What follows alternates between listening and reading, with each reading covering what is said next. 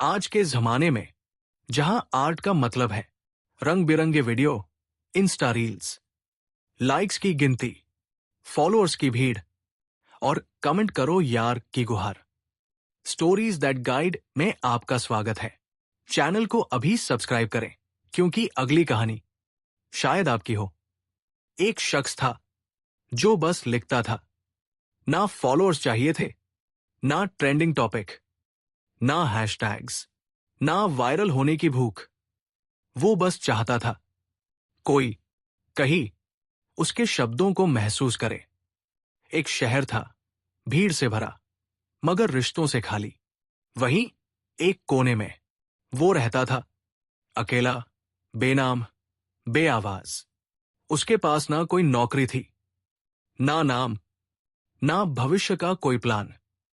बस कविताएं थी जिनमें भूख थी, सच था, दर्द था और उम्मीद भी। वो अपनी कविताएं लेकर पब्लिशिंग हाउसेस भी गया था, उम्मीद लेकर कि शायद कोई सुनेगा। मगर जवाब मिला, ये बिकेगा नहीं, कुछ ट्रेंडी लिखिए। हर दरवाजा बंद होता गया।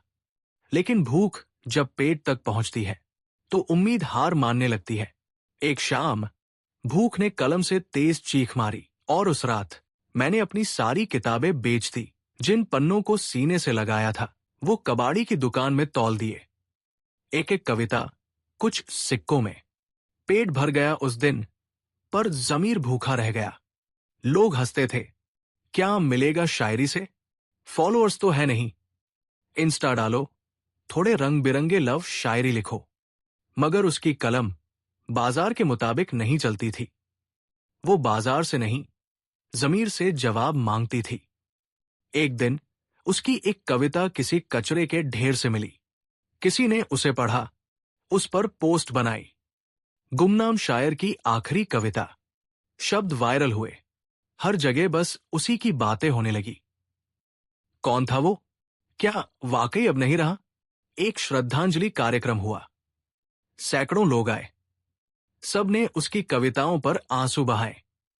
फूल चढ़े, भाषण हुए और वहीं सबसे पीछे एक आदमी खड़ा था, चुपचाप। वो ही था, वही शायर, जिंदा था मगर अब भी अनसुना। कोई नहीं पहचाना, क्योंकि इस दुनिया को शब्द याद रहते हैं, चेहरे नहीं।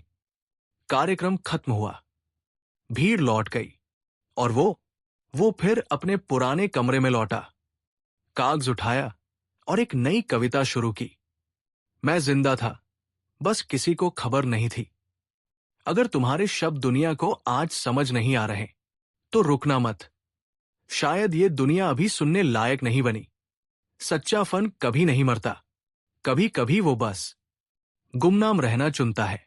अगर तुम भी ऐसे ही शब्दों को महसूस करते हो तो स्टोरीज दैट गाइड को सब्सक्राइब जरूर करना, क्योंकि हम हर कहानी में ढूंढते हैं एक जिंदा आत्मा की पुकार।